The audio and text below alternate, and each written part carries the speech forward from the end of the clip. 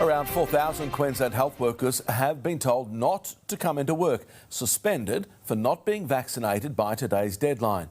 It comes as Queensland this afternoon approaches 78% of the population with at least one jab. Reporter Tim Avia with more. Another day of zero community cases here in Queensland, with just one detected in hotel quarantine, giving the government another day to push their vaccination message.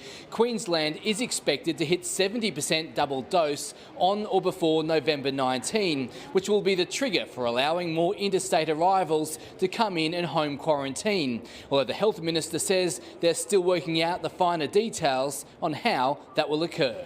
We're working through that. Certainly it will continue standalone residences, some detached arrangements such as townhouses where there is direct access and they're not having to go through corridors and common areas to access their homes. It is expected we'll continue that arrangement under the 70% rule. Other states, though, are now seeing international arrivals, but Queensland is standing firm, saying that won't be happening here until the state reaches 90% double vaccination. There could be other variants that are brought in. You have to look at the different vaccines and the efficacy of those. There's a whole lot of reasons. We go off the health advice. This is the health advice that we've received and we support that health advice. We think it's reasonable and sensible. At the 80% mark, people will be able to fly in from overseas and they'll be able to home quarantine.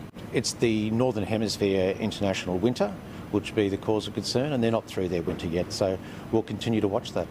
As mentioned earlier, it's one of the reasons we are still more concerned about international arrivals.